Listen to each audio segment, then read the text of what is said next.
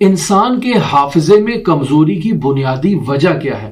خداوند متعال کی نعمتوں میں سے ایک نعمت انسان کو جو عطا کی گئی ہے وہ انسان کا ذہن ہے، انسان کا حافظہ ہے، اور جب تک انسان کا حافظہ درست کام کرے گا انسان ترقی کے مراحل میں طے کرتا جائے گا، اور جو ہی انسان کا حافظہ اور اس کا ذہن تنزلی کے مراحل کی طرف آئے گا تو انسان بہت ساری چیزیں بھول جائے گا، بہت ساری چیزوں سے غافل ہو جائے گا۔ لہٰذا خداوند متعال سے قوت حافظے کی دعا کر رہے ہیں، اور اگر ہم دیکھتے ہیں کہ ہمارا حافظہ کمزور ہے تو سوال یہ پیدا ہوتا ہے ہر انسان کے ذہن میں کہ بنیادی وجہ کیا ہے کہ میرا حافظہ کمزور ہے؟ تو جی ہاں، حافظے کی کمزوری کی بنیادی وجہ گناہ ہے، یعنی انسان نامحرم کو دیکھتا ہے تو روایات میں ملتا ہے کہ نامحرم کو دیکھنے سے انسان کا حافظہ خود بخود کم ہو جاتا ہے۔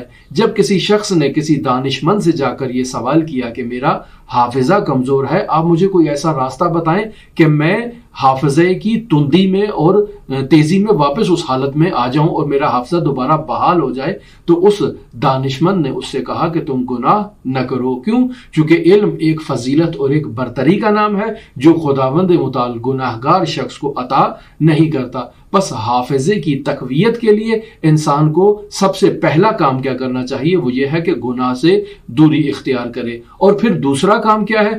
دوسرا کام یہ ہے کہ وہ ہر نماز کے بعد اس دعا کی تلاوت کرے جو ہم ابھی آپ کی خدمت میں پیش کرنا چاہتے ہیں۔ مستدرک الوسائل جلد نمبر 5 صفحہ نمبر 78 میں اور مفاتیح الجنان میں بھی شیخ عباس قمی رحمۃ اللہ علیہ اس دعا کو نقل کرتے ہیں جسے پیغمبر اکرم صلی اللہ علیہ وآلہ وسلم نے حضرت سید الاوصیاء امیر المومنین علی ابن ابی طالب کو تعلیم دیا، اور ارشاد فرمایا اذا اردت ان تحفظ كل ما تسمع وتقرأ فادعوا بهذا الدعاء في دبر كل صلاة، کہ اے علی اگر تم چاہتے ہو کہ جو کچھ بھی سنو وہ تمہیں حفظ ہو جائے، جو بھی مطالعہ کرو وہ تمہیں حفظ ہو جائے، تو ہر نماز کے بعد یہ دعا کرو، اور وہ دعا کیا ہے؟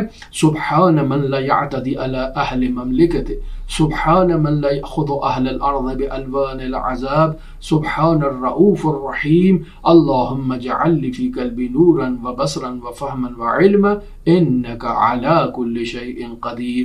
بس ہمیں گناہ کو ترک کرنا چاہیے، اور ہر نماز کے بعد حافظے کی تیزی کے لیے، حافظے کی بحالی کے لیے اس دعا کو تلاوت کرنا چاہیے۔ اور اس کے علاوہ عرض کروں، حفظ قرآن بھی انسان کے حافظے میں اضافہ کرتا ہے۔ آیت الکرسی کی بھی مدام تکرار اور تلاوت جو ہے وہ بھی انسان کے حافظے میں اضافہ کرتی ہے۔